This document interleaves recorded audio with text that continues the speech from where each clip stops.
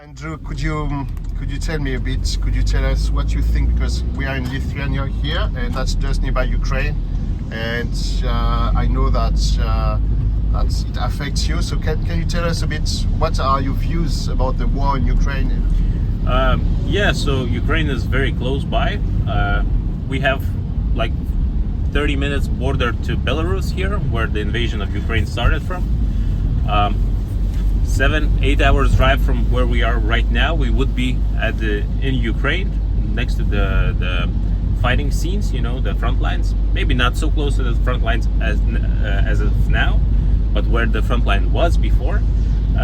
It affected greatly us because we remember this fight that they're having right now, because 30 years ago we fought for our independence. Just yesterday we celebrated the Independence Days of Lithuania, remembering the fight that we had to take on. It was more with the prayer, with the intelligent people, with documents back in the day. We were lucky. We were lucky that we used the opportunity to peacefully get out of Soviet Union, and Ukraine did the same. And we were faster to take a step towards Europe. They were not so lucky.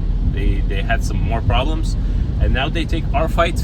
They're fighting for us, because of us, and they are in the front lines, and we're not that far from the fight as we can imagine.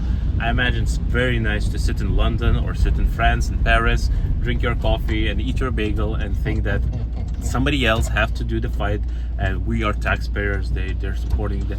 But no, this is the least we can do to help, and we should do more, because they are dying for us. I have a friend, I'm in the military myself. I joined the military after the invasion to prepare, because I don't think it will end with Ukraine. I pray, I hope it would, but I don't think. I'm not that naive. And I have friends who fight there, from Lithuania in the Foreign Legion. I have friends who died there fighting for our freedom, for freedom of Ukraine. It's very present. It's not as far as you think, and it's a real fight. It was never that easy, I think, in the history to recognize who is the enemy, who is the bad guy, who's the good guy. With Hitler, with Stalin, there was some time when somebody thought that maybe they're good. It was not maybe that easy, especially when they fought each other, who was the bad guy.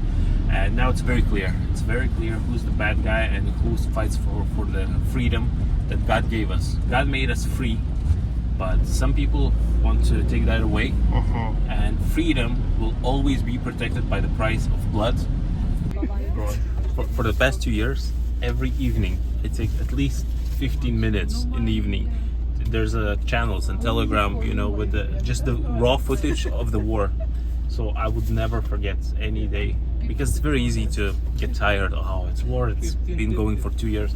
So to not allow myself very intentionally to get tired of it, because it's one of the best strategies. People get tired and they're like, doesn't matter, it's old news, We're very used, quick, short videos, like the quick formats, used to movies be 2.5, 3 hours long. I think you remember, Priest, Father, and now it's like hour 10, hour 20. The videos were 7-8 minutes. Now it's usually 20-30 seconds. You have to capture the attention. You have to put something, very fast. Then it's popular. And it's the same with Ukraine. So as I was telling you earlier, Russia, the Ukrainian war now is the headlines everywhere. Headlines. But what Russia does, the invasions of countries, independent countries, they started years ago. Started with Chechnya.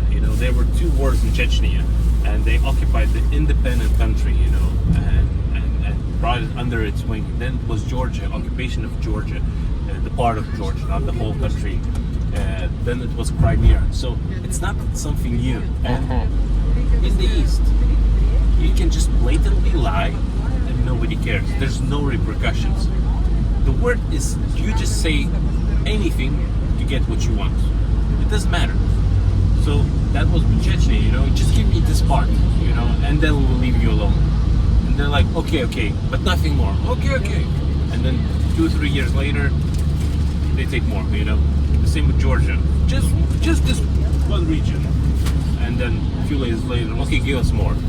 The same with Ukraine. Just give us Crimea, and then Luhansk and Donetsk. Okay, and then let's take Kiev also. Like, why do you need it? So it would be wonderful, but some people, you know, they're only subjugated by power. There's no other way. It would be wonderful to say that we can pray for them and love them, and then they will convert. That would be wonderful. And do you think that EU will help if, with the bad luck, if I can speak like that, Russia was coming here in Lithuania? Do you think that, because you are part of Europe and EU, so how do you think? We're part of Europe, we're part of NATO, and I hope they would. But the history teaches us, like, when it's your neighbor's problem, you know, it's your neighbor's problem. Why do you have to sacrifice yourself? Until we understand that our neighbor's problem is just a matter of time when it will become our problem, we will always want to put it on the responsibility on somebody else. And if Russia starts invading us, you know, it will be up to us to fight back. And if we're lucky, like Ukraine was, if we fight strong enough, maybe we will receive some help. Maybe. I hope, and I pray that everybody will tell what they do. They will stick to their word. They will come. They will help. They will fight with us. But I have my personal responsibility, so that's why I joined the